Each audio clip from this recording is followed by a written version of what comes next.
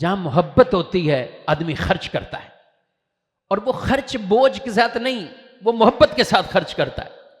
اس خرچ کے بعد سکون ملتا ہے کہ یہ خرچ ہو گیا، سکون مل گیا، پیسہ چلا گیا، یہ خرچ ہوا ہے لیکن سکون مل گیا اس کو۔ ارے یہی سکون چاہیے میرے بھائیوں، صرف پیسے میں سب کچھ نہیں رکھا ہوا۔ دولت اللہ سے مانگنی ہے، عافیت والی، سکون والی، اطمینان والی۔ دولت کے انبار لگے ہوں، ذہنی سکون نہیں ہے، یقین کریں کوئی فائدہ نہیں ہے اس دولت کا۔ مکان بڑے بڑے ہوں، ذہنی سکون نہیں، اولاد ہے، ذہنی سکون نہیں۔ تو یہ تو دنیا میں ہی ایک سزا ہے ایک طرح کی، یہ کوئی انعام نہیں ہے کہ کوئی یہ سمجھے میں بڑا مالدار ہو گیا، میرے پاس بڑے پیسے آ گئے، یا میں بہت کچھ بن گیا۔ اگر آپ کو ان چیزوں سے سکون نہیں آ رہا، دولت سے سکون نہیں، گھر بار سے سکون نہیں، اولاد سے سکون نہیں، تو یہ انعام نہیں ہے۔ اللہ کے آگے ہاتھ جوڑ لو، معافی مانگ لو، یا اللہ معاف کر دے میری خطائیں، میری غلطیاں معاف کر دے۔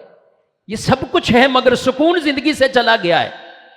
نہیں میرے بھائیوں، پھر اللہ سے معافی مانگ لیں اور اپنے آپ غور کریں، کچھ غلطیاں ہو رہی ہوں گی، اصلاح کی طرف آ جائیں۔ توبہ کا دروازہ کھلا ہوا ہے۔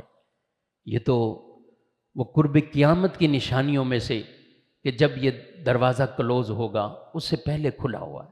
آ جاؤ اللہ کی بارگاہ میں، آ جاؤ کہ یا اللہ اتنا کچھ دیا ہے تو یہ ذہنی سکون بھی عطا فرما، اور اطمینان والی وہ زندگی عطا فرما، عافیت والی عطا فرما، اور وہ اپنی غلطیوں کا ازالہ کرتے جائیں۔ جو غلطیاں ہیں کوئی ایسی ہیں، معافی مانگے، اللہ سے معافی مانگے، تو پھر دیکھیں رب تعالیٰ وہ سکون کیسے عطا فرماتا ہے۔ وہ سکون ہی تو اصل چیز ہے، وہ نہیں ہے تو پھر بے اطمینانی والی زندگی ہے، بے چینی والی زندگی، اس سے نکلنا ہے۔